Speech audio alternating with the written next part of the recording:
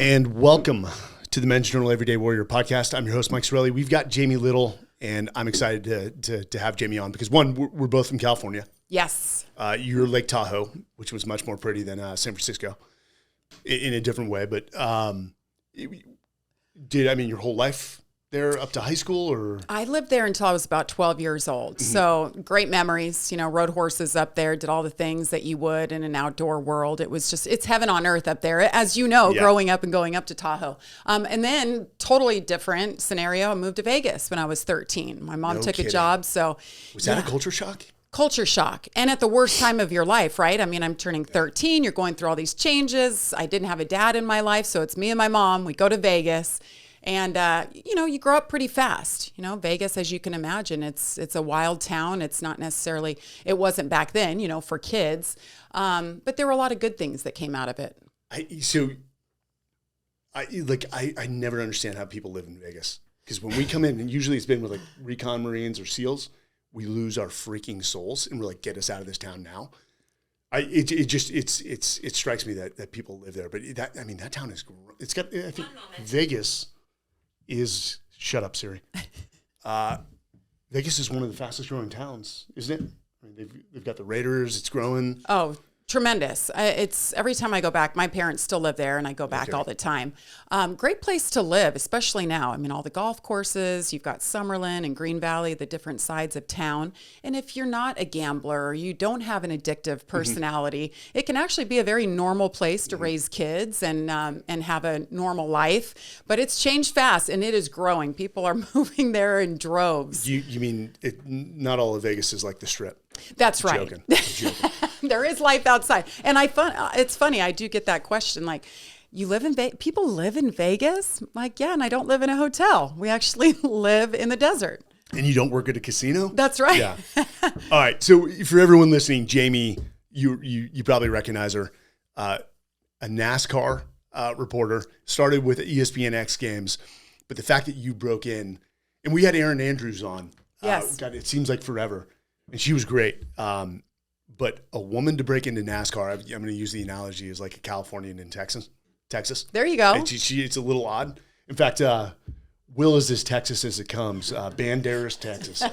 And when he first interviewed, I said, I'm from California. He sort of paused. He's like, okay. I think you said, you're like, just so you know, I'm not gay. I'm like, that's great. I'm married too. It was a little weird, but and you got the job. Yeah. So he, funny enough, we had an office in Dripping Springs, which is not far from here, and it was right across from a fire department. God bless them. And they were doing some drills, and they were loud one day. And myself and another guy named Noah go and look out the window, and he looks up because he's a video editor and does all our video content. And he's like, "Hey, what are they all doing out there?" We're like, "We don't know." Will, he's like, "Are they playing cornhole?" And me and this guy look at him, and we're like, "What the?" I know some fire guys. I know they're not doing anything. What were they throwing sandbags around? No, they were drilling, and it just the text in them. So, but you said something very interesting, and I didn't know that from your background and what I read. So, born and raised in Lake Tahoe, but you said when you moved to Vegas, you were without a father. Yeah, my dad really wasn't in my life after I was 4. So I was an only child raised by a single mom.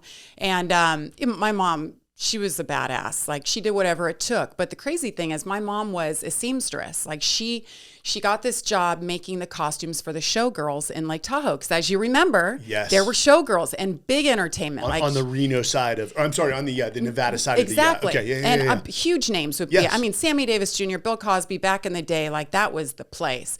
So my mom got a job as a wardrobe person. So I remember like going into work with her, and all the, the ladies would come in, and she's, sewing like G-strings and, costumes. Well, the producer really liked my mom's look and asked her if she wanted to audition to dance. And she got the job. And something that she tells me still to this day, and I've always lived by it, is say yes and figure it out later.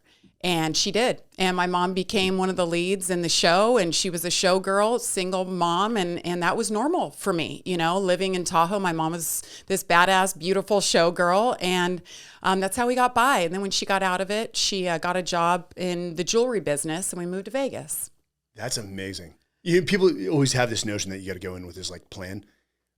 There's a great guy who's a mentor, a guy named Larry Robinson. He's the VP of development for Fulton Honor, which is a great organization. Oh yes, so they support NASCAR, big in NASCAR. Do. Yes, we appreciate them. His motto is always go before you're ready. Or hey, it's like a plane taking down the runway, that's being built as it goes. Sometimes you just go that direction with momentum and figure out the rest, like your mom said. Yeah, and that's kind of been my life. People always say, well, how did you find your way into NASCAR? And it was like, I didn't have this grand plan. I literally just had a love. I was a tomboy. I loved anything with a motor, like the sound, the smell, anything. So that's something. Starting at age probably 3 or 4, because when my dad and my mom were married still, he had a dirt bike, and I loved to ride on that dirt bike with him. Wait, so did you have one of those mini dirt bikes? I didn't. I just rode with him on his, and you hold on and... Yeah, you just hang on. I'm like, I just loved this. It was like this visceral feeling. Like I never forgot it. So when we moved to the desert in Vegas, that's one great thing that came out of moving there. Like dirt bikes were huge there. Yes, so I met some guys who rode and they raced in this sport called Supercross. And I loved to tag along, but something like inside me at 16, 17 made me realize I need to tell the stories of these guys and what they go through, like physically, mentally, getting out of school just to chase their dreams. And that's how I found my passion. And I didn't have a plan. And getting to where I am today, it was never the grand plan. I just kept following my passion, and it took me there. I want to ask you a question about your mother, because she sounds like a badass and what we call an everyday warrior. Yes. I've met more single moms that are more warriors than some of the people I served with. Yeah. Did she just sacrifice for you to lay a path? Absolutely. Absolutely. And the best thing that she could ever do is just set that example, and I grew up without boundaries. I didn't know a role could be man versus woman. It was just, you did whatever it took. We lived in Tahoe. It was going to snow 4 feet. My mom's at work. Well, who's going to shovel it? I did. Who had to start the fire and cut the kindling? I did when my mom was at work. Like, you just did whatever it took. It wasn't like, well, that's a father role or that's a guy role. And that served me very well in my life. Yeah. I mean, that's still to this day how I look at it. I'm not like, rah female. It's pretty cool to be the first or, a trailblazer, but I've never been the rah type. I just want to be one of all of them. Yeah. So I just had, she's a partner. This is Lisa Jaster, Delete the Adjective, where she was the 3rd woman in the history of the Army to graduate Ranger School. This book just came out. In fact, I'll give you this book. Awesome. So she did it at the age of 37 as a mama too. So the 2 women prior to her were in their young 20s. Wow. And, funny enough, people, when she went on social media on Facebook, she's like, hey, I got this opportunity to go to Ranger School. Should I do it? You'd be surprised at some of the comments. They're basically like, that's not the role of a mother. Mm-hmm. That's, if you go away for 3 months to go through Ranger School, or actually I think it's 2 months, ended up being 6 months for her because she got rolled a couple times. They said, if you're not there for the little things, your kids won't come to you for the big things when they're older. And she said, to hell with all those people. And she's like, I'm actually, and you use the key word, I'm setting an example for my kids to follow. And the family actually rallied behind her. But yeah. And that wasn't her plan starting out, right? No. It's just something that happens as life evolves and you realize maybe something is calling your name. And it doesn't mean that you failed at something else, because that's what you set out to do in your life. Let me ask you this. I know you won. Your husband's name is Cody. We'll get into how you met Cody. Yeah. In La Jolla. So posh. But do you raise your 2 kids differently? Again, and I'm sorry, your son, Cody, is how old? Carter. Yes, Carter's 10 now, and my daughter's 6. Do you raise them differently in any way? Differently from each other, or different? In terms of principles in life, I mean... Yes. I mean, my husband and I are very much on the same playing field, just very real.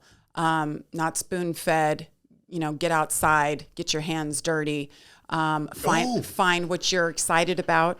Is this how we were raised at 8? Get out of the house, come back at 5 when you hear the dinner bell? Absolutely. Yeah. Yes, I'll call you when dinner's ready, but I don't want to see you until then. And I mean, I started at 8 years old. I fell in love with horses, and I volunteered at a ranch where people from San Francisco came and paid to go horseback riding for an hour or 2 hours. 8 to 12, I worked for tips. That's how I got my first horse, and that's how I afforded his board, because my mom couldn't afford that.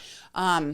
So I learned a lot of lessons that way, and that was being outside every day. That was working around animals. I think that shaped so much of who I am today. And it's hard in this world to raise your kids like that, right? Because you'll get reported. you'll get reported. You're an absentee parent. Well, and it's just so much easier to give your kid, a screen. Here, fill your time. I know where you are. I can see you. Sometimes you have to let go.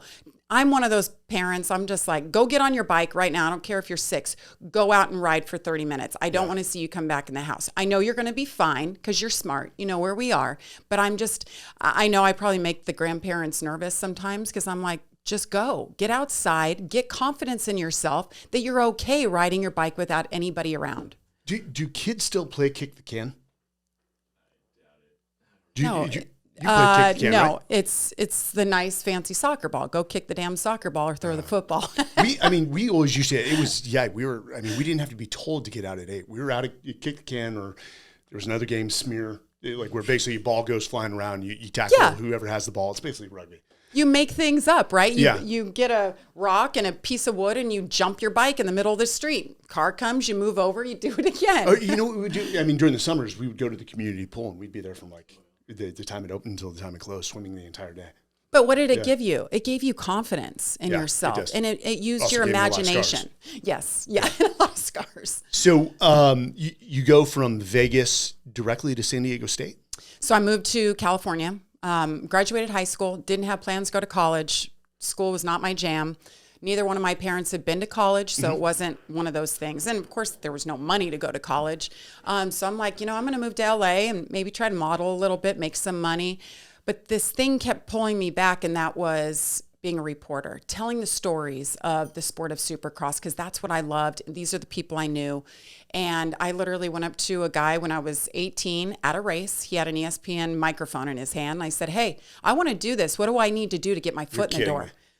I was ballsy. I guess I've always been that way. That's pat on the head. That's very nice. Good. Yeah, actually, he's like, I'm actually local and I shoot stuff locally in the area, and you're more than welcome to tag along and see how it works. So literally, I would go to these races, dirt races, whatever they were, hand in the shot, doing the interview. So I learned how to ask questions. I learned how to write, but my hand would be on TV, and I'm like, Mom, I was there. That's my hand. Yeah. I did that for 2 years, not making a cent, just dedicating my time, learning the craft, and fueling the passion. Were you mainly watching just the overall operations or the specific reporter and what they were doing? I was the reporter because it was one of those, like the guy has the camera and he's asking the questions, with the microphone underneath. Gotcha. So I helped him in that way. And then I became the live announcer for Supercross. So here, I think I was 20. I was going around all the stadiums in the country, $500. They'd fly me there. At 20? At 20. This is before you went back to school? Yes.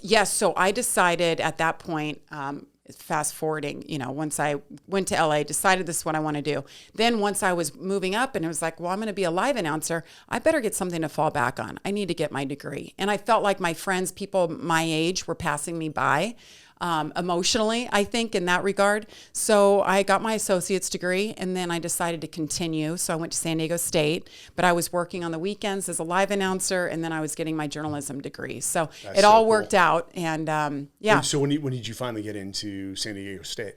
And I'm assuming that's your junior, senior year? Yes. I spent about, I think it was 3 years. Took me a little long to finish. But yeah, that was that. I think I was 19 or 20 when I started San Diego State. Yeah. Because I went back to school when I was 23.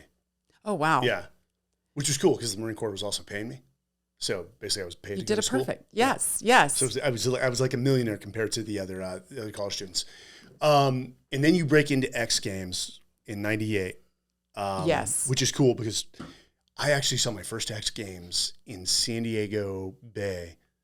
I think it was like 99. That's going way back. Yes. So that was when it first really started. I started covering X Games. I think it was 2002, but I had done the Gravity Games, which was NBC's version. And so there's a lot of things that got me there, but it was first off just being the live announcer, learning people, them knowing who I am. Then it started giving me opportunities in television. And I was there at the right time. They were looking for, somebody like me that knew the sport, and there weren't women necessarily that did any of these things before me. It's just, I was the next person and it made sense.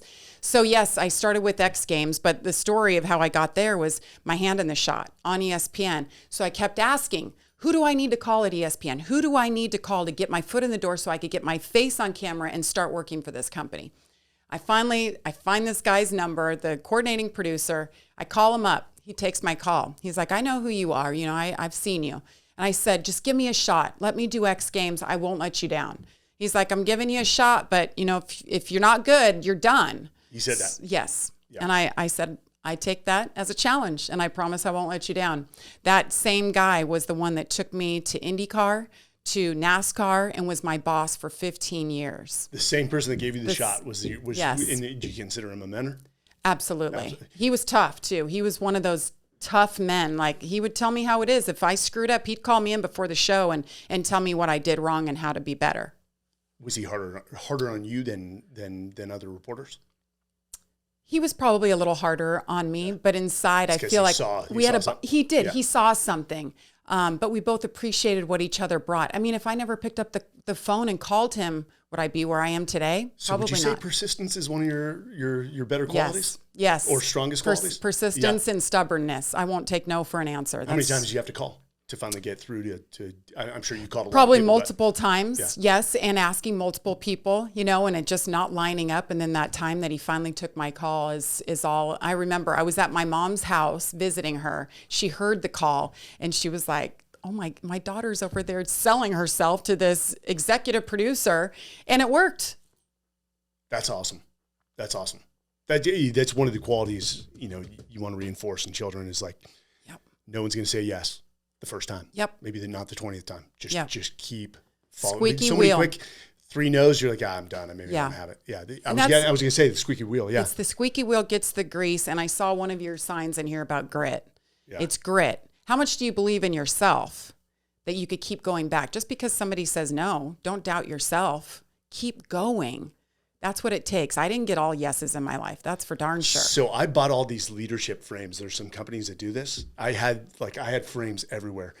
And my young leaders in my organization, I come in, they took them all down. I was gone for a week, and I'm like, what the hell? They're like, yeah, it's not our vibe. So they hung one of them in the bathroom that says, we were stronger together, and it has like a big fish chasing a pool of fish, and then a much bigger pool of fish. Yeah. They're like, yeah, this is corny. Yeah, we got rid of all of them. I like it. I like all these sayings. I want to take a picture of them. Yes. Oh, there was a lot more, but I got voted down. It's like the wall of badassery. Like that's what I wanted to do, was create the whole wall on the outside of just with those definitions of execution, determination, grit. Because funny enough, your opinion, if you ask somebody to define determination or persistence, do you think you'd get a good answer? If you canvassed 100 people, how many do you think would give you a actually good definition of what it is? No, and I think it's a generational thing. Why aren't we teaching that in school? Should be. Yeah. Yes, absolutely. Not just how to learn how to program or, you know, all these things that the kids are learning now. It's mind-boggling. But, you know, hindsight is 20/20, right? If you can only go back and teach the things that you know you need in life and stop teaching the things that are obsolete, you need those human qualities, like you said. The soft qualities. Yes. Yeah. Like, how do you get up? How do you pull yourself up from the bootstraps if you fail once or you're told no once? Just because somebody tells you no after you worked your whole life and gotten your degree in something doesn't mean it's over. You just have to find what works for you and find the person that believes in you to say yes. And that it goes back. I always give my bosses so much credit at Fox, but they are incredible in that they believe in me, and that every time I've gone to them and asked for an opportunity, they give me a chance. And I'm not talking just a chance like, okay, let's sit in a room and just talk and we'll judge it. It's go on national TV and see how you do. And if you fail, it's on you, but we gave you a chance. And to have a boss like that in anything, I think is so key in growth and potential for yourself. I don't know how closely Fox News is related to Fox Sports. I'm sure separate CEOs, but I've been so impressed with Fox News. I mean, they've been, every time I've called and asked for a favor, well, I'm going to say a guy named Gavin Hayden, who's the EVP of Fox, like, yeah, let's get it done. I mean, they are just a great organization. I know it's not for everyone in America, but absolutely, yeah. And they are. And we work together. Fox News supports, you know, NASCAR and sports and all of that, but they are very different. But I think, you know, philosophies, I think, when it comes to talent, on-air talent, how they treat people, how they allow you to expand your wings and try things. At my former employer that we've been talking about, it was not that way. It was absolutely stay in your lane. Yep. Absolutely. You're a pit reporter for racing, and that's where you're going to stay. And by the way, you're lucky to work for us. Yeah, so you can stay there. And that's not. Just you are lucky to work for me. Yeah. How often do you talk behind my back? The voice is in his head right now. Well, Jordan's like, yeah, they talk shit when you leave. I'm like, not Will. So, I mean, the X Games, I love it, man. I'm a big fan. I don't think I'd be a good reporter because it would just be like, I'd be screaming like Joe Rogan on the side. Like, oh! And half the time I don't even know what they're doing. I'm like, that was just badass. I mean, they fell. I'll give them praise. But so I understand the motocross. But then when somebody comes to you, I mean, did you ask to go to NASCAR, or did they say, hey, Jamie, we need you to? Yeah, a little bit of both, actually. So yeah, I was in the midst of the heyday of X Games, and it's so cool. Like, I mean, that was for people our age. Like, that was such a monumental time in our life. Like Travis Pastrana, every time we had X Games, we were seeing things for the first time. The first backflip, then the double backflip, and all this stuff. I was there with those riders in the moment. Travis Pastrana is an amazing human being. Known the kid since he was 12. No kidding. 12 years old. Was he competing in the X Games? He was already freestyle motocross. Yes, he was a young racer. So let me ask you this. I was going to bring him up because I know he just finished 11th at Daytona. I Yes. don't know if is that pretty good for somebody who's been incredible. Outside? Okay. Like, I mean, he did incredible. Didn't he made a big mistake though? He continued to lap when he was supposed to pit. Yes, I think he missed his pits. But he did lead that lap. He's like, I stayed out and I led. That's so Travis. Let me ask you: is it something that you put him on a motorbike, you put him in a car? It's just natural. Anything with an engine. Natural and some screws loose upstairs. But the funny thing about Travis, he's a genius. Like, he is really smart. Like off the charts. He can in school, like just one of those. He's almost like a savant. So you're like, how are you so crazy? Like, how do you do such incredible things? But to him, they're not crazy. He's just pushing the limits to see what he can do and to further the sport. But Travis Pastrana, if you go back and just see some of the moments that he's had, he's incredible. He should have died 10 times. He's had countless concussions. I mean, I probably witnessed 10 of them just in my years covering him.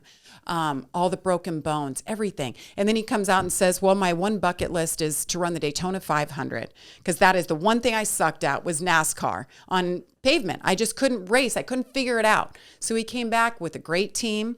And it was, to me, one of the coolest stories about the Daytona 500. I mean, you have he's an icon in the world of motorsports, and he was able to finish 11th. It was a really cool story. It's a testament to his character. And he basically said, he's like, I'm good. This is my swan song with NASCAR. Yeah, but I'm like, whoa, dude, maybe you should look 11? At come join us and let's see what you can do. But he's just one of those guys, he can do whatever he wants. He makes a splash, and he's a great human being and has so many followers. And I just think he's a great example for that younger generation.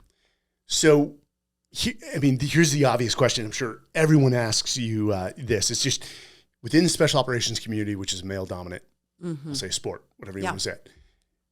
We like, once a woman, like, we're like, oh, okay, you're good to go. It's like a little sister. Yeah. I'm assuming it's a little different in NASCAR. How was that breaking in? Did you receive a lot of, I'm sure there was guys that are just great leaders. You're like, hey, very nice to meet you. Yeah. Talk about it. But were there others that are like, yeah, get out of here? Yeah, I think you have a little bit of both. The good thing for me is, I took the steps to get to where I was. It wasn't like I just came, I was this unknown woman and I came in 2007, like, here, I'm here to cover NASCAR. And they're like, no, if you're not part of NASCAR, that fraternity, it's hard to get in. But once you're in, like you said, it's like, all right, you're part of us, you belong here. And the fans, I mean, they'll eat you up if they know that you don't know what you're talking about, or you're just there to ask questions and be a pretty face on TV, you're screwed. I know what you mean there. Yes, I know. I like the look. But so you said something earlier about your relationships with the participants, with the drivers. That's everything. Absolutely. Is that what makes or breaks? I remember Aaron saying that. Yes. Is that like you actually had this genuine, authentic, I want to get to know you beyond. Yes. And Erin's the same way. She and I worked together. We covered some Yeah. things together back in the day. I admire everything that she has done. Obviously, she's set an incredible, she's an incredible role model. But what she's done in climbing the ranks, from college sports and moved her way up, and she's embraced that role. No different with you. Right. Yeah. But the only way that we make it there and we have the staying power to be here. I mean, this is my 17th year covering NASCAR alone. That doesn't include IndyCar and X Games. I've been around a long time. And that's because you're trustworthy. You do a good job. You culminate those and cultivate those relationships so that you have the trust, so that you get the stories that you can report. And people enjoy listening to you as a reporter, not a woman, not a man. Yeah. You're a reporter And representing I'm really the sport. zeroing in on the fact that you're a woman. But I would Right. be interested. But, and you said trust. Is there a line there though? When, what's the NASCAR guy who said there was a noose hanging and it turned out to be Bubba Wallace. Thank you. But is there a line where like, hey, I've got to report this because these are the facts? And he's like, well, if I'm sure writers like, if you report that, then our relationship's done. I mean, have yeah, there's instances? definitely that. The cool thing about my job, I'm not that hard hitting news reporter. When you're on TV, you're part of that show and you're there to report the facts. But I don't have to get into those really deep things. There's other people that do that. That's, the Fox News and all of that. But you have to learn all that and navigate it. Absolutely. Yeah. I've gotten in trouble over the years for reporting something that wasn't supposed to come out yet, or saying something because I, one side and I didn't get the other side. Those are all things you have to kind of learn on the fly. And, I was so young coming into the sport. You have to learn a lot of crap. I mean, there's a lot going on. Yeah. I'm sorry. Yeah. I look at her and I'm like 17 years. What were you, 12? Oh, well, Yeah, well, thank you. Yes. I started, I was almost 30 when I started. Well, I guess I was 28 when I started and I'm not going to ask you your age then. I'm almost 45 next month. You're 44. Yes. Okay, I am 45. Awesome. Good. Yes. You're 77? I'm a 77. You're a 78? Yep. Okay. Yeah. It's like the fine wine. That's right. Just get better. Hey, it's Gen everyday Xers warrior in the right house. here. You're a millennial, right? Okay. One of those. I'm just kidding. The millennials are awesome. But you're right. Millennials I mean, are awesome. when I first came into the garage, the great thing that I had going for me, going back to that, is a lot of those people watched X Games. They watched Supercross. They watched IndyCar. Crossover. So they were like, hey, it's so cool to see you here. You're covering our sport. So that made it a lot easier. But it's funny that I never saw the way that I'm looked at when you walk into the garage and you're newer to the sport until one of my colleagues, a guy, was coming over to start covering NASCAR. I worked with him in IndyCar. And he's like, I walk in here with you and I feel like we're in a jail. And like that woman is walking through in the way that they all stare at you. I'm like, I don't even notice that. And I think that's the biggest thing. Sure, they can look at me because I'm different, or I'm the one female, or one of the few females walking around back then. But as long as you don't get offended. I don't get offended by shit. You can't get offended. It's real life. And if they want to look at me that way, okay, I don't care. I am what I am. I'm not going to stop wearing makeup and stop wearing what I'm wearing to cover the sport that I love. I'm here because I belong, and take it for what it's worth. And you've earned That's right. That's right. So, which is funny because you come from California. I'm not kidding you. I watched Talladega Nights in Omaha.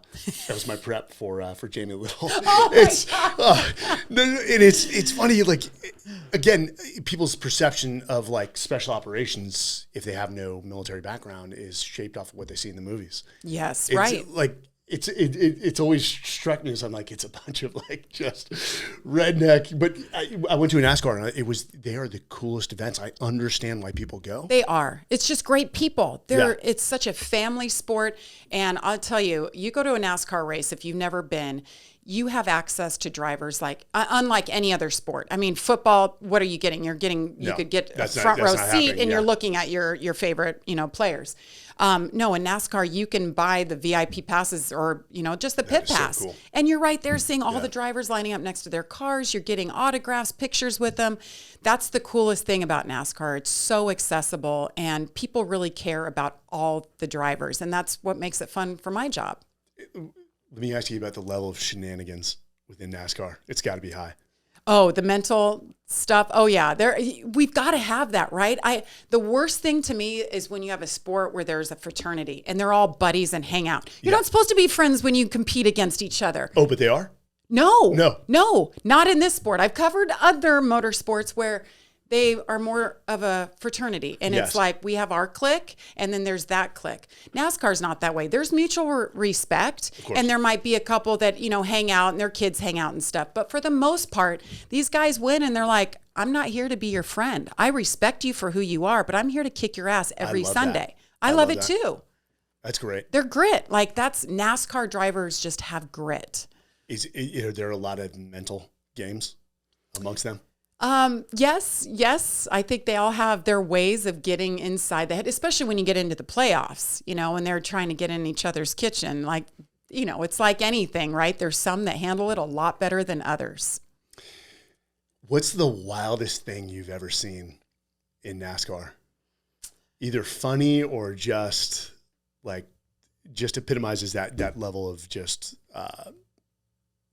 competition. Yeah, gosh, when it gets into the playoffs and they start smack talking each other and then, they flounder, like they're in the final race of the championship and mentally, they can't hold it together. And the guy who's talking all the smack with, the most confidence ends up winning the championship. But yeah, there's quite a bit of that goes around. I've seen some crazy things over the years for sure, but yeah. It's not I completely understand when you see some fights in the... That's probably the craziest thing that's happened. It was actually here in the state of Texas, 2015. So it's in the playoffs, and Brad Keselowski and Jeff Gordon get together.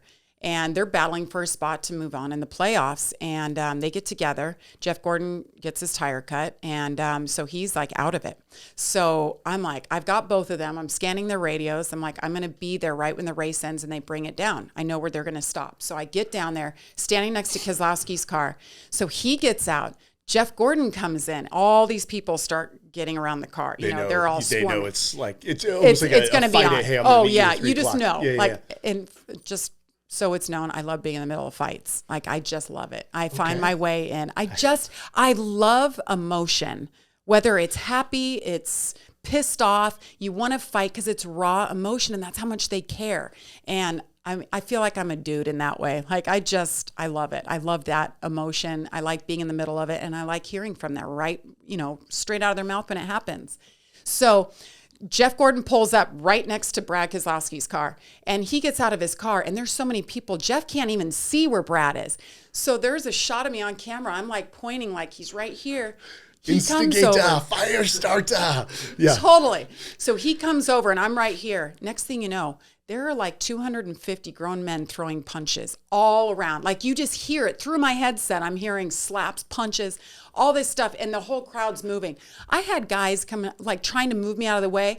There's a shot of me elbowing another reporter I won't mention. Pull that up? You got the... Oh, yeah. Put it 2015, what was the race? Yeah, Texas Motor Speedway NASCAR fight. And I held my ground. And there was pushing. They pushed each other. Brad Keselowski ended up with some blood on his face. You got a few blows in? Elbows. Yes. Yeah. But I did not lose my spot. Thank goodness I'm tall, because I was able to fend off some. Because as you can imagine, there's other reporters. They want to get in the middle of the action. Yeah. They want to be right there and first to get it. They're like, let's protect the girl. No, back off. Yeah. I'm here and I'm covering this story. Beer bottle. Yeah. Let's go. I'm lucky that didn't happen. Yes, but that was that was the biggest fight that NASCAR's ever seen. Yeah. It was huge. What in terms of penalties, what are passed down? Like crew members that aren't part of it. I can't remember if it was a points penalty, but definitely crew members, like, this isn't your fight, so you're out for a couple of weeks. I think there were some of those. Was Gordon's tire cut by... Yes. It was. Yeah. They got together, cut his tire, went down. Jeff's, he's winding down his career. People want to see him advance, go for the championship. Yeah. So, was he a class act? You seem like a... Jeff is awesome. Yeah. He worked with us at Fox for a couple years, but he is an interesting dude. Like, he's so classy, but he has this side, like, he was a NASCAR driver, but then he's like New York, Saturday Night Live. He looks like, good looking, has the beautiful model wife, and he likes to party. Like, This guy has fun. Like, what is it out in the desert outside of Reno? Oh, Burning Man. Burning Man. Like, Jeff Gordon goes to Burning Man. But then he's like the head of Hendrick Motorsports, and God knows how much money he has. Like, he's this amazing person. Have you been to Burning Man? Okay, so I'm standing right there. Jeff's coming right up to Brad Keselowski. Look, he's like, where is he? See, I'm pointing. There he is. Here's Brad right here. So all these men start coming around each other. And so they're running their mouth. Then Kevin Harvick comes up. You can't even see it yet. So there I am. I'm trying to listen to what Jeff's saying. You got the yellow earphones on. Yep. Okay. Got the yellow headset. And I'm like, stuff's. Okay. So Kevin Harvick pushes Brad into Jeff, and then that's where the punches start flying. This is beautiful. So that's one of the fun. You said craziest things I've seen. Kevin Harvick see that? I'm in there like holding. Nope. They're pushing, punching all around. It was insane. See how like crew members are punching around people's heads. this is like none of them know how to fight. They're just jump on this guy. This is Oh my gosh. I had to go have a couple beers on the plane after that to come down. And they're trying to pull you. Somebody's trying to pull you out. Yeah. Yes. This is great. Oh yeah. Like, nope. Right here. The guy right behind me tries to move me out. And then there's a shot of me with the elbow. Like, nope, back off. Did you go partying that night? Like the adrenaline? I went and got on the airplane. it's such a letdown. But you have to have a couple beers, come down, and then just social media. It's like, if we didn't have social media, you wouldn't even know the fallout. But that was a big one. Look at all those people. Yeah. Well, I'm sure they wanted you in studio to cover that a little more in depth afterwards. Yes, but I was just about to sign with Fox, and they literally called me and was like, we got the right person. It was like perfect timing. I'm like, yes, all right, I'm glad you guys are happy about your choice. I can hold my ground here. See, and then I interviewed Brad. He's got some blood on his face, and yeah. This is great. Was he, he's clearly shaking. Look at that. Probably not a fighter, right? No, he is not a fighter. No. Jeff is scrappy, as you saw there. Yeah. That wasn't Jeff's first fight. He's passionate. He's passionate, yes. My wife's like, I'm passionate. I'm like, okay. And I appreciate that. I don't think that fights are the way to settle everything when you have a disagreement. No. I agree with you there, but they're like to a point. Yes. Like, does violence, like, I'm not trying to play the guy was a SEAL. No. Does violence solve some things? Yeah, it does. When there's no more civility or logic to be had, and there's evil at bay, this probably not. Yeah, violence does solve some things. Yes. Yeah. I think sometimes people just need to be punched in the face. To be honest, I mean, Mike Tyson's quote was, "What was it? Everyone has a plan until you're punched in the face." Yeah. I know it doesn't.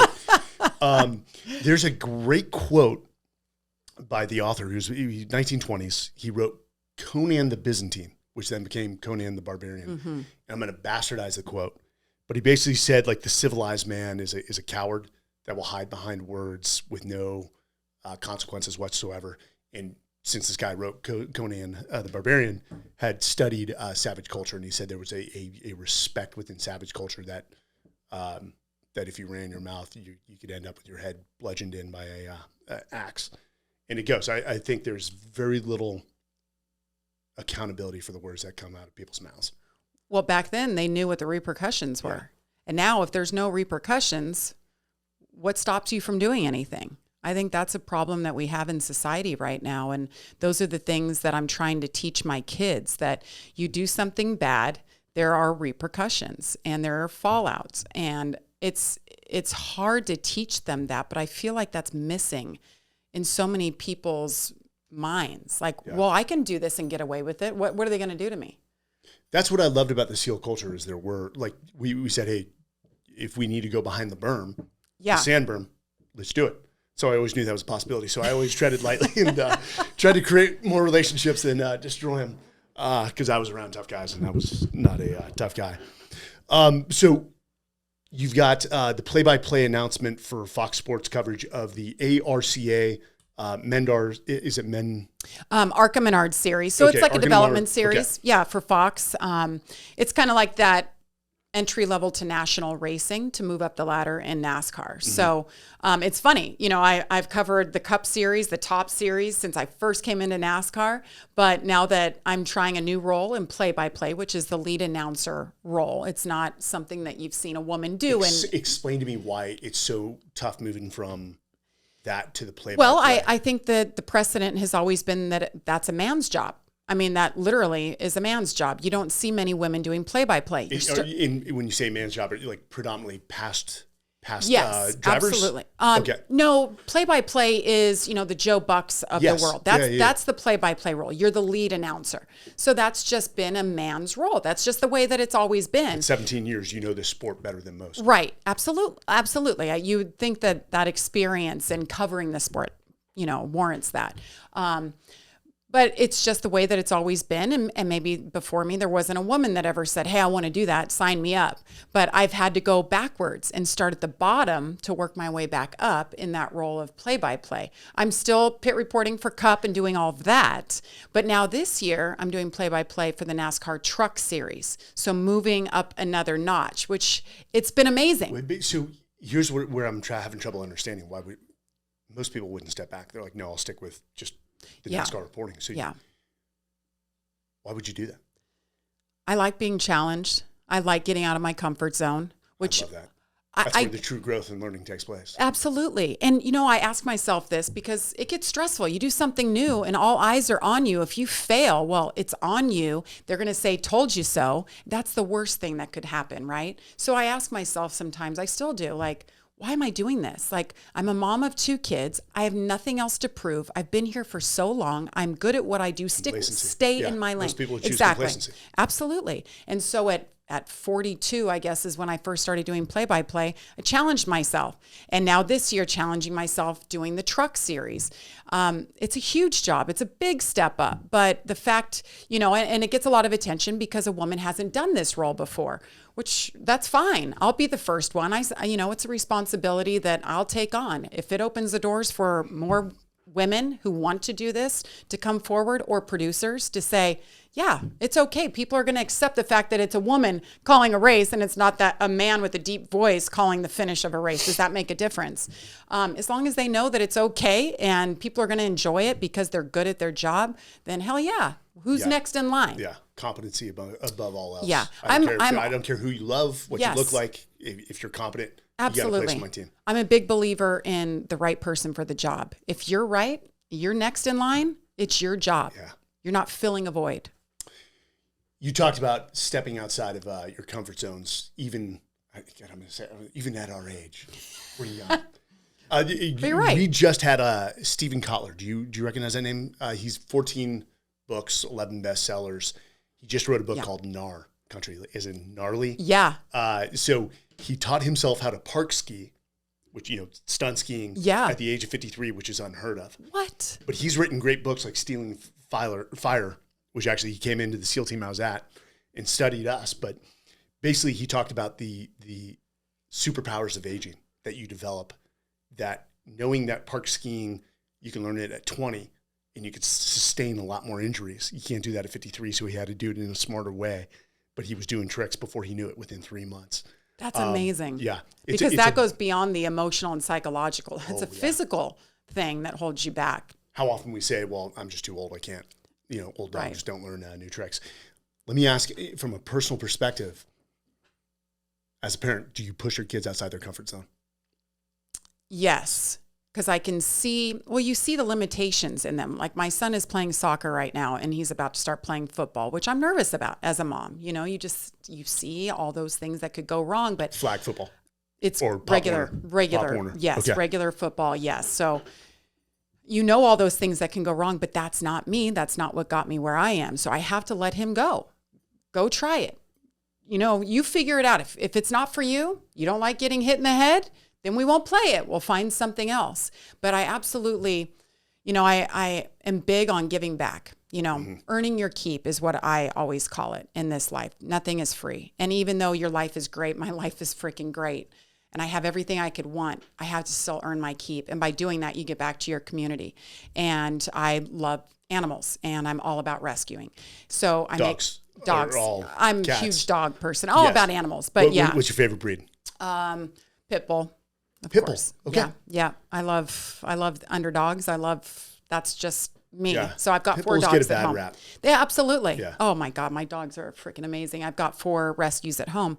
But I make my kids come with me to, help foster those, whatever it takes to help these animals and see that animals are in need and the importance of adopting over buying from, some puppy mill. Yeah. But those types of things, like kids, they want to go play with their friends. They don't want to go and serve. They're going to a food pantry in Indianapolis tomorrow with my husband. My mom always made us do that. Yes. Nope. Thanksgiving, you're going to the food shelter. Yes. You're helping out. And you remember it to this hated day. We hated it right. at the time, but now I understand what she was trying to do. Because you didn't understand. No. But it's out of their comfort zone. It's like, why are we doing this? I don't want to do this. I love doing that. And I'm trying to teach them through my actions. So everything that I do, I want them to understand why I'm doing it, why I have to leave you every single weekend. That's the most I can do. So do you explain that to them? Like, hey, mom's not going to be home because I've got to go. Yes. The food we put on the table is. Absolutely. And it's funny, people, like sometimes my husband's like, you don't have to tell them that. But yesterday my daughter's bawling when I'm leaving again. I leave, right now I'm in this stretch of 20 straight weekends on the road. So I'm home for like 2.5 days. Throw up do a search for the 1987 Don't Do Drugs commercial. 1987 Don't Do Drugs. You'll recognize this one. So people are like, oh, Mike's just a podcast. No, I'm not. I just got Global Gurus, top 30 leadership experts in the world. So I speak to companies for a living. I've written 2 books, The Talent War and The Internet Warrior. But I love talking about leadership. I love talking about leadership development and culture. But what people, and you've said it multiple times, the highest form of leadership development is lead by example, which we call observational learning or behavioral modeling. And that's what you do with your kids. Absolutely. If you have it, it's the one with the father. You'll love this one if you remember it. It'll be a blast from the past. Father, don't do drugs. But don't do drugs and father. For me, it's right there. Yeah. Do you remember this one?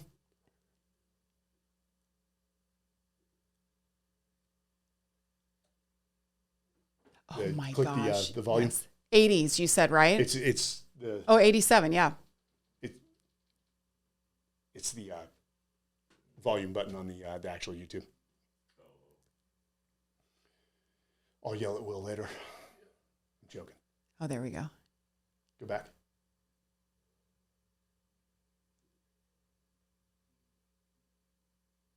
God, the 80s. You remember this one? Yeah, I remember this one.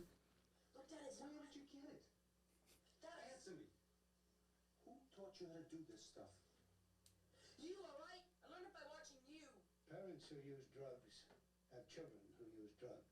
Set the example. Oh my gosh, yes. That brought back some memories. And Yeah. I guess that campaign, I didn't know at the time, but the campaign was wildly unsuccessful. Because I think it was heavy Nancy Reagan at the time. God bless the Reagans. But I've been smashed by, did you ever follow the Chicago Bulls in the 90s? Yes, a little bit. Did you watch The Last Dance?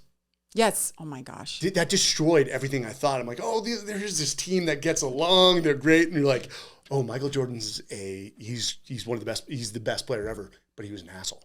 He had a high bar to which other people did not appreciate. Yeah. Michael Jordan's one of the owners in NASCAR. So he comes to some of the races. He's been a NASCAR fan since he was a kid. His dad used to throw him in the back of the car. They'd go to the racetrack.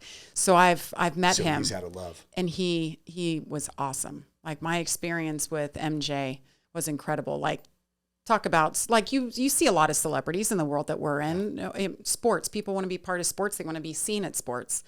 But I've interviewed Morgan Freeman, you name it. But when I met MJ, it was like, hold on a second, the show's going to go on without me. What does he have to say? He was incredible. I think I'd be that way for Morgan Freeman as well, because I've seen some of his videos. Yeah. He's just, Yes. I took my wife to, not Charleston, Hilton Head. Yes. Where I think Michael Jordan lives. And I'm like, Michael Jordan lives here.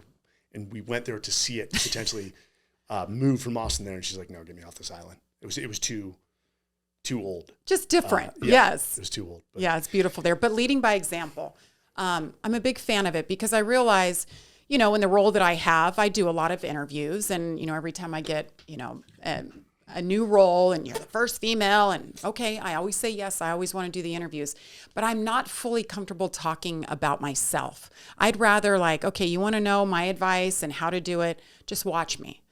To me, that is just so much more impactful, and I try to remember that. Talking. Absolutely. I could tell you all day how to do notes and all those things. It doesn't mean it's going to work for you. That's the thing. I hate telling people how they should do something or how I did it, because it's probably not going to work for you. Just watch the work ethic. Outwork the next person. That's all I can tell people. That is my best advice. Work harder than the person next to you. Will, I'm forgetting the head coach of Michigan State. What was his name again? Tucker. Yeah, Mel Tucker. Highest paid black coach in the NCAA history. Michigan State had 2 great seasons up front. They struggled a little last season, but in his first 2 seasons, they beat Michigan both times, puts him in the record book for Michigan State. But he said the reason he loves talking to successful people is it like they leave breadcrumbs to success. Maybe not all those breadcrumbs will work for you, but he's like, if you pick up enough, determine how to use them in your life, like you start to identify a playbook or that is so true. Let's say less turbulent path to success, man. I've talked about those breadcrumbs. I love that, you know, and it goes back to what I talked about my mom. You know, I don't remember all the life lessons or things that she told me, but I remember what she did. I remember those images of seeing her in the wardrobe room sewing, and then her on stage and me watching from a light booth, because of course I wasn't allowed in there because it was a topless show. Yeah. But these, I mean, to see my mom do that, I didn't realize the impact back then, but I still remember those moments of her doing it and what it took. I think you naturally have a greater appreciation for what your parents did once you become a parent and you start to understand why. Yes. At the time, I didn't want to hear it. Absolutely. Yeah. And I'm raising a mini-me and my daughter. I'm like, my mom's laughing every single day, like, yep, what comes around goes around. Does she a little talk back to you? Independent, stubborn, but I'm never going to have to worry about her. Oh, yeah. And I put out her clothes. I don't know how to deal with it. Oh, you don't My get husband does a lot better. Does she gravitate towards daddy sometimes? Oh, yeah. But I'm practical thinking, like, okay, if you don't want to wear what I wear, but then it's like, no, but I have to be a parent and I got to put my foot down. And if I said you're wearing that, you're going to freaking wear it, you know? Or I signed you up for dance, you're going to damn stick to it. And she's like, I don't want to. I don't want to do dance. I'm like, it's such a weird thing being a parent. It is the most amazing, most rewarding thing. You learn more about yourself than doing anything else in your life. It's such a gift. But now I think I'm screwed having a mini-me in my life. That's awesome. Yeah, I'm sure you and your husband laugh. But you got to push. Like my parents had me in every music instrument until they recognized, this is it's not clicking. Every sport. I mean, and I'm trying to think of the book Range, and I'm trying to think of the author. It's a great book. And I'm forgetting they use the example of Tiger Woods, who was basically put on a path. Yeah. And of course, Tiger Woods became one of the best. But Roger Federer, I guess he was involved in so many sports up until the age of 14 until he chose, 16, chose tennis and then really focused in. Yeah. But they talked about how he had such a broad range of experience that broad range he collected in his youth made him even better in tennis. If you haven't picked up that book, The Range, I want to say David Epstein. I would love that. A great philosophy for raising your kids. Oh, dude, right? It's great. And he goes into many different facets from musicians. It really goes to show expose your kids to as much as possible and then let them in their late teens. Yes, I just had this 20s. talk with my son the other morning too. I'm like, all right, you're going to start football. You're doing soccer. I want you to try all of it. But again, if it's not for you, you don't have to do it. Just figure out what works for you. And, I found racing just because it was something that excited me. I always tell people too, how do you get into that?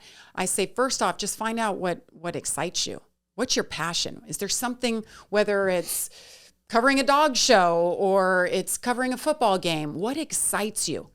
Find that and then do whatever it takes, whatever it takes. There's a distinct difference. We used to talk about this in the SEAL teams, and a buddy wrote a book called The Attributes. He was also a SEAL. That there's a difference between quitting and giving up. Is saying, hey, I've tried this football. I'm going to quit this, but I'm not giving up. I'm just pouring that passion into golf because it's what I love. And so there's a distinct difference in getting kids to understand that. Like, if it's not for you, we understand. But always ask yourself, Is it because you're uncomfortable? Can you push further? Maybe Yeah. you're just in a rut and you may be making a decision that's going to last you for the rest of your life. But I think the most beautiful thing is when somebody finds their calling or their passion when they're younger, and then they just soar. And then it's not like work. You know, the 8-year-old that loves golf so much, they're out there every single day. I just hope that for my children, that you find something that excites you so much that you're willing to put everything aside to focus on it. yeah, and you know, that passion, we both know, I'm preaching to the choir. So it takes some people a while to find It that. does. I found my passion. I didn't know it was going to be my passion. I loved special operations. I loved it because I sucked at it so much. So it was always a challenge. Yeah, right. And I was surrounded with guys that had such a high bar. I'm like, okay, that's Yeah. the bar, and I'd meet it and then identify what's next. But it's been rough since I retired. It's just like, what's my passion? I've started multiple companies, some a failure by textbook definitions. Talent War Group is doing extremely well in the leadership development and executive search. Ended up with this men's journal gig, and we're slowly finding where my passion is, or I guess it's also what pays the bills. Like there is like explaining that, Absolutely. like, hey, your passion, if your passion ain't going to pay the bills and you got kids, you like Absolutely. sometimes, But to me, I think that the secret to life is finding what truly makes you happy, that you enjoy doing and get paid to do it. Not everybody can, but like you said, that range, the more you expose yourself to things in life, the more apt you are to finding something that trips that trigger. You know, if you're just, you know, those blinders on and you don't look outside or that comfort zone, you never go outside that comfort zone, how are you ever going to know if you love something? It's as simple as putting food in front of your kid and they won't touch it. I'm like, you have to try everything once. If you decide you don't like it, you know that you don't like it. It's how funny. I remember my parents giving me sushi and I spit it right up. I think I had to be like 8 or 10. And now, like, Good people for are your sushi, I'm like, parents. I'm in. Yeah. It just took a while to figure it out. But so, Jamie, one, congrats on the career and everything you've achieved. I mean, that's one hell of a story, without a doubt. I mean, I'm glad I met you. Thank we you. end this in a certain way. So, as if you were talking to your son and your daughter, or anyone who's listening who may be struggling, we ask, what's the best advice? What are those 3 things you would tell someone that have led you, let's say keys to your success, that have led to the majority of your success, your principles? What 3 principles stand out? Like, if you do this, you're on the path to success. It may not, it's never going to be easy, but you're heading in the right direction. Yeah. Well, I've used the word a lot, but passion.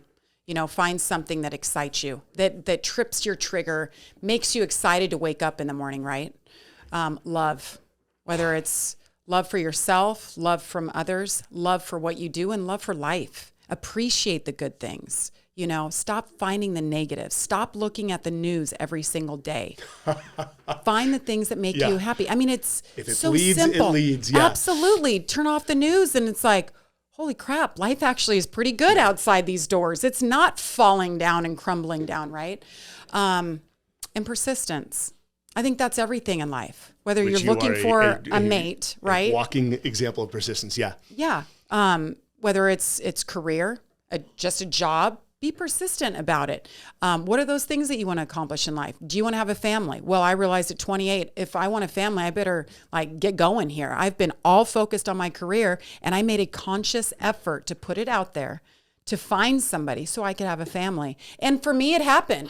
I'm not going to believe that you had to push Cody to ask you to marry him. Well, it happened quick once I found him. How quickly?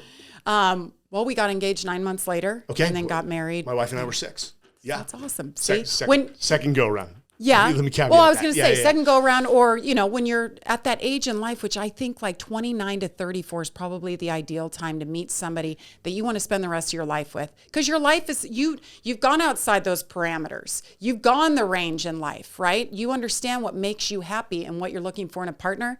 And for me, I always told myself, find somebody because I want to be with them, not because I have to be with them. Be self-sufficient. My wife made all the wrong mistakes marrying me based off of what you just said, but hey, I won. So you talked about love. That's interesting. One of the things that people don't expect me to do when I come in and talk to companies is like, hey, you guys have perceptions in the military. Let me smash them right now. How do you guys think we led? Oh, well, you just give orders. I'm like, wrong. Wrong. We lead through love. Bottom line, I love my men and women a lot more than I hated the enemy.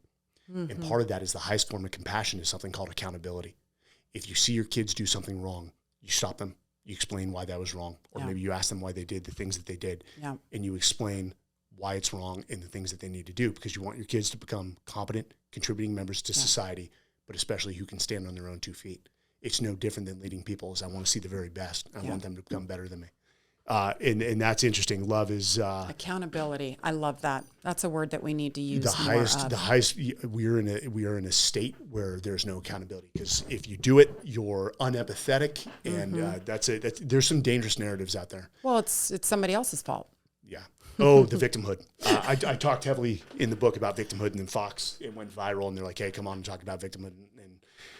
And don't be a victim. Take responsibility for your own actions. There's I believe victimhood is on a spectrum with vulnerability. Vulnerability is one of the just most courageous things if done right. But if it goes wrong, it then becomes victimhood. And we're in an age where if I'm a victim, people are like, "Oh, poor you," and you just stay there because you get attention. But we also ask, and some people are like, "I don't care about my legacy," and I respect that. But for you, when all is said and done, and let's say it's 50 years from now, or maybe 55 or 60 years from now, what do you want your legacy to be as a warrior? And you are a warrior. I'm loving it. I sense it. What do you want your legacy to be? Gosh, I want people to look back and say, not only, that I did things for the first time, that I was the first at this or that. That's not what's important. But it is pretty cool. But being true, I was always true to who I was and the energy I brought to everything that I did, whether it was being a wife, a mom, and it's hard. I'm not saying that it's easy by no means to balance all these things. I fail at something every day. But I feel like I have always been passionate to who I am, and that shows on TV. My love, excitement about what I'm doing. But you have to create that. And I hope that one day when I'm gone, that my kids can say, my mom always did what was right. She was always good. She was intentional, and she led with love. And I think now that I don't know if you've ever mentioned this on the podcast, also instigated the worst fight in NASCAR in history. So she'll go down. He's right here. Get the cameras. Yeah, and I hope my kids always say, my mom was a badass. That's actually pretty badass. That people are trying to pull you out and you're going in. And that's another thing. I mean, we haven't even talked about the fitness side of life, but just how important it is, Well, I mean, clearly, is it, what's your combination of diet and fitness? Is it for you, what is that percentage? I mean, you're on the road. It's interesting. Like, it is a huge part of my life, but I'm not anal about it. Like, I'm not a stickler. Like, if I want to have dessert tonight, I'm going to have dessert. But for me, it's a lifestyle. Low sugar, low carbs, more protein, more greens, consistency, and exercise. If my workout today is 15 minutes, that's okay. If it's an hour and a half tomorrow, that's okay. If it's 3 days a week, which is pretty much what I'm doing right now when I'm on the road, that's okay. In terms of workouts, actually getting or doing some sort of, so with your schedule, and this is because I'm on the road nonstop, do you focus more 80% on diet, 20% on working out? Absolutely. Okay. Absolutely. But working out is for the mental. Like, it just makes me feel better. It gives me more energy. I feel like there's those silos in your life, and I try to keep them all equal, and it's hard. And when you get out of balance with the workout stuff, I feel like these silos all kind of fall. And we've all gotten in that rut. So when you can't get a workout in, is it early morning? Yes, mornings. Yes, I learned the other day I tried to work out at like 5. Oh, it was terrible. Yes, start your day off right. Get those, for me, it's like it used to be, I have to do this. I have to work out this long. I have to work out this many days. And it's not anymore. It's like, I want to get my heart rate up. I want to get my sweat on. And I just want to feel good. That's the main thing. That's why I tell people, if it's 15 minutes, I train with sandbags. I love it. In Indianapolis? In Indy, in our garage. Like, I started with sandbags. He's your trainer? Yes, my husband and I just train with sandbags. So every day I've got the workout of the day, and this is what I want to do, and it's been great for me. Never been in better shape. What is his sort of philosophy? Is he like a mix of CrossFit, cross-functional fitness, weightlifting? Functional fitness, yep. Mobility. High interval, yes, all of those things. Like, we've got the assault runner, and it's terrible. But I love the sandbag, the odd object interval, like that stuff is just, it's amazing. In my 40s, I'm one hip replacement down. I know people are like, you got a hip replacement? I'm like, yeah. But I jumped into Everest 9 months, almost to the day. Incredible. Against the doctor's wishes. But what does your typical workout look like? So, well, for the sandbags, 25, 35 minutes or so. But I mean, everything, we've got the TRX bands, the brute balls, and of course that's all like tactical, like it's military stuff. I love it. The sandbags, it's freaking hard, but Injuries. it makes you strong. The injuries, you got to be careful. I mean, you're now in your 40s. Yep. We're, I guess, over the hill as per the definition. Yeah. Is there anything, shoulders, joints? Oh for yeah. you? Like back a little bit. Back for sure. I hurt my back when I was younger, so that flares. But then at the same time, working out makes you feel better. If you have those ailing injuries, the shoulder injury, of course, all that stuff. Let me ask this. With pregnancy, does that exacerbate lower back problems? Maybe a little bit, but little again, kept working out. It helps everything to me. Did you throughout your pregnancy? I did, Oh, absolutely. my wife sends me. She's like, I'm going to work out all the time when I'm pregnant, which I believe she is because Will knows her. She's, she makes me. It makes you feel better because your freaking body hurts. And I was on pit road up till 36 weeks pregnant. Are you Like, freaking kidding me? I wore a fire suit. I was working pit road. Hell yeah. I wasn't going to let anybody else fill in just because I had a baby in there. I called it waddle. At 36 weeks, are you waddling a little bit? Oh Or you yeah, I start- was. yeah. I was in Victory Lane. I have a picture. My belly's out to here. I'm like, I'm probably scaring the shit out of him right now. He's like, "Are you okay?" Interviewing me.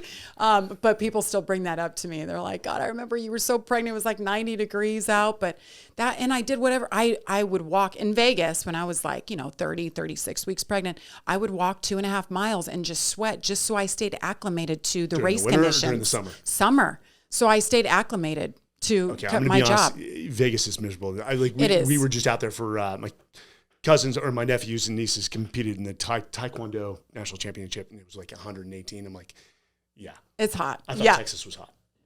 I mean, it's a humid heat compared to Vegas, but yeah, So I knew my husband loved me because he moved to Vegas with me. yeah. He's a man's sounds like a man. trooper. He'd want to Yeah. live in Montana and be in the woods. And, Yeah, I'm jealous of my brother. I'm like, I can't be cold.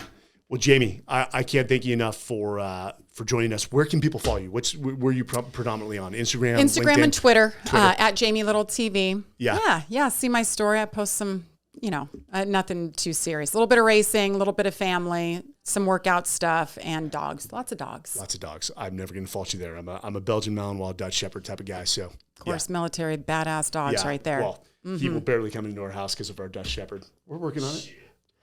Dog after my own heart. Yeah, Love it. He's a biter. He's a scary looking. Nobody wants to come in. Yeah, the Mohawk comes up, and I mean, it's all things. yeah. So, Jamie, where are you off to next? What's the next stop? Austin. We're racing at Circuit of the Americas. that this weekend? Yes. I wasn't even tracking. That's how gone. That's how often I'm gone from Austin. Well, have fun this weekend. If there's anything we can do for you at Men's Journal, let us know. And they can I appreciate you having me on. Yes, It's ma'am. fun. Yeah. All right, guys. We'll see you next time. Men's Journal Everyday Warrior. Your host, Mike Sarraille. Again, be good.